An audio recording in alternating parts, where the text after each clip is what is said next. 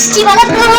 আমি একবার চলে এসেছি মা কমিউনিকেশন ওয়ার্ল্ডে। তো তোমার এই ভিডিও এগুলো আবার কিবোর্ডে এগুলো গান হলো। আর এটা কিবোর্ডে বলো তো এটা ওয়ার্কিং আনলা এইটা কি বলো তো? এটা তিন পাল্লা আলমারি। এইদিকে আমার রাস্তা করে দিয়েছে দেখো। মা দেখো আরেকটা জিনিস দেখাই, কত রকমের রকমের ফ্রিজ। তারপরে এইদিকে সব